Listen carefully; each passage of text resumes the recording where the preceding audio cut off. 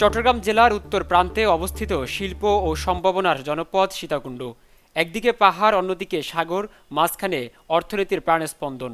চট্টগ্রাম নগরীর প্রবেশদ্বার হিসেবে পরিচিত এই উপজেলা দেশের শিল্প, জ্বালানি ও পর্যটন খাতে গুরুত্বপূর্ণ ভূমিকা রেখে চলেছে। এই উপজেলাটি অর্থনৈতিক অঞ্চল হওয়া সত্ত্বেও পাশাপাশি এখানে রয়েছে বেশ কয়েকটি সমস্যা, যা আগামীর জনপ্রতিনিধির হাত ধরেই সমাধান চান এখানকার বাসিন্দারা।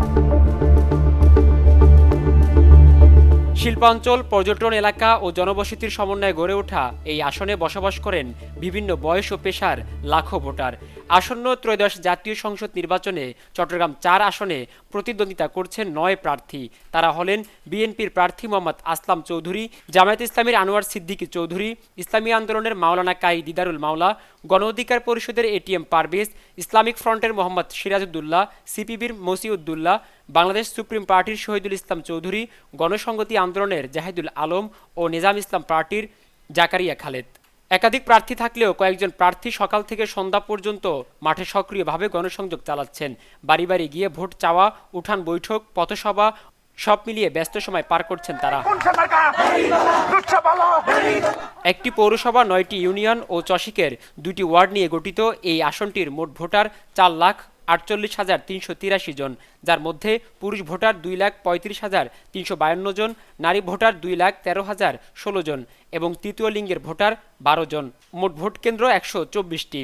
দেশের বিতর্কিত নির্বাচনগুলো বাদ দিলে 1970 সাল থেকে এই আসনে যে দলের প্রার্থী নির্বাচিত হয়েছেন সে দলই সরকার গঠন করেছে।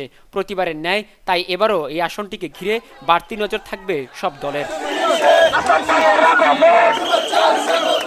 পর্যাপ্ত কাজের সুযোগ, শিক্ষা ব্যবস্থা, যোগাযোগ ব্যবস্থার দুরবস্থা, মাদক ও কিশোর অপরাধ, শিল্প এলাকার কারণে পরিবেশ দূষণ এবং বিশুদ্ধ পানির অভাব এই এলাকার প্রধান সমস্যা বলে জানান স্থানীয়রা।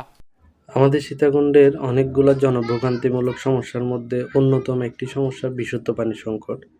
আমরা চাই অত্র এলাকা থেকে যিনি এমপি নির্বাচিত হয়ে আসবেন তিনি যাতে উক্ত সমস্যাটিকে অ্যাড্রেস করে দ্রুত সময়ের মধ্যে ব্যবস্থা নেন। আগামী সংসদ সদস্য যে নির্বাচিত হয় কেন, সেই সংসদ সদস্য সীতাকুণ্ডবাসীর এই দুর্ভোগ লাঘবের জন্য, এই দুর্ভোগ থেকে উত্তরণের জন্য, এই কষ্ট থেকে উত্তরণের জন্য তিনি যেন এই দিকে সুনজর দেয়।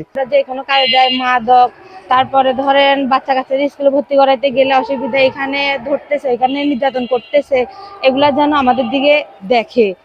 এবার আমাদের পছন্দ মতো প্রার্থীকে ভোট দিয়ে জয়যুক্ত করব ইনশাআল্লাহ। যে দেশের জন্য কাজ করতে পারবে তাকে আমরা ভোট দিয়ে জয়যুক্ত করব ইনশাআল্লাহ। এলাকায় সন্ত্রাস মুক্ত চাই আমরা। সাথে সাথে আমরা দেখছি সাধারণ জনগণ হয়ে মনে করেন যে পুরুষ হতে, নারী হতে, শিশু বাচ্চারা হতে মাদক নিয়ে ঘোরাফেরা করে, মাদক খায়। আমাদের এমপি যে হন না কেন, আমাদের 9 নং উত্তর পাঁচতলী ওয়ার্ড আপনারা মাদক মুক্ত করেন, আমরা চাই এটা। ব্যবসায়ী বান্ধব হবে সবকিছু, চাঁদাবাজি, তারপর ব্যবসায়ীদের বিভিন্ন ধরনের হয়রানিমূলক কোনো ধরনের কাজ ওরা করবে না। তারপর বিভিন্ন ধরনের নিরাপত্তার যে সংকট থাকে, এই সমস্ত জিনিসগুলো যদি ওনারা আমাদেরকে নিশ্চিত করতে পারেন, সেই ক্ষেত্রে আমরা তরুণ প্রজন্মের ভোটার হিসেবে ওনাদেরকে সমর্থন করব। শিল্প কারখানা গড়ে তোলা, বেকারত্ব দূরীকরণ, শিক্ষা ও চিকিৎসা সেবার মান উন্নয়ন, কৃষির সাথে শিল্পের সমন্বয় ঘটিয়ে আধুনিক সীতাকুণ্ড গড়ার প্রত্যয় বিএনপি মনোনীত প্রার্থী আসলাম চৌধুরীর। আপনাদের সমস্যাগুলো চিহ্নিত করে আরো বেশি পরিকল্পনা করার আশা ব্যক্ত করছি।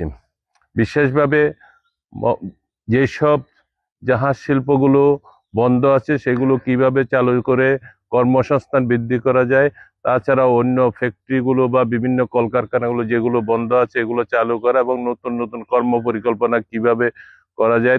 অন্যদিকে শান্তি সম্প্রীতি বজায় রেখে অগ্রাধিকার ভিত্তিতে সকল সমস্যা সমাধান করে শিক্ষা, চিকিৎসা সেবায় মান উন্নয়ন এবং মাদক ও সন্ত্রাসমুক্ত সীতাকুণ্ড গড়তে চান জামায়াত ইসলামী মনোনীত প্রার্থী আনোয়ার সিদ্দিক চৌধুরী। আমি বোনদের সাথে কথা বলেছি, আমার বোনেরা বলেছে তাদেরকে স্কুলে যাওয়ার সময় ইফটিজিং করা হয়। আমি খুব ব্যথিত হয়েছি কথাটা শুনে।